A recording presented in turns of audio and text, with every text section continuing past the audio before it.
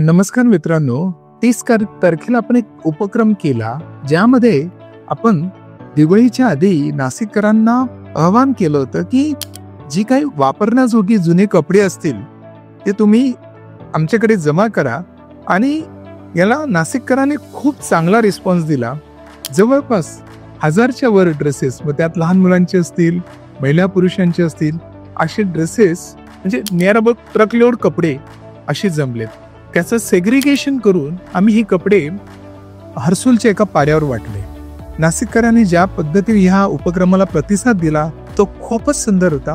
मित्रांनो, आम्ही नाशिकहून ही सगळी कपडे हर्सुलच्या त्या पाड्यावर घेऊन गेलो आणि तिथे आमचे आर्ट ऑफ लिव्हिंगचे स्वामी वैशंपायन आणि स्वामी प्रणवानंद यांच्या नेतृत्वाखाली तेथील आर्ट ऑफ लिव्हिंगच्या टीमच्या सहकार्याने हे कपडे तेथील जवळपास 30 ते 40 पाड्यावरच्या सर्व जी काही लोक तिथे आले होते त्यांच्यात ते डिस्ट्रीब्यूट केले.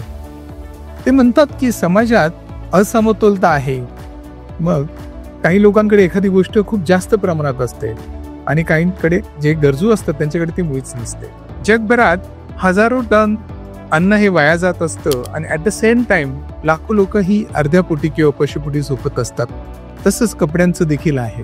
काही लोकांच्या घरात अनेक वर्षानुवर्ष कपडे पडलेले असतात आणि ॲट द सेम टाइम समाजात अशी काही वंचित लोक आहेत की ज्यांच्याकडे खरंच अंग झाकायला सुद्धा कपडे नसतात. मग असा काही उपक्रम करावा आणि त्यातला आपण एक दुवा बनावं. हा हेतू खूप छानपणे सफल झाला, त्याचं खूपच समाधान आहे.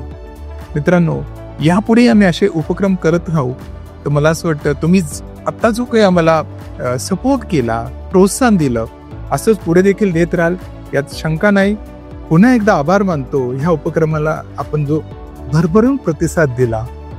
धन्यवाद. जय हिंद, जय महाराष्ट्र.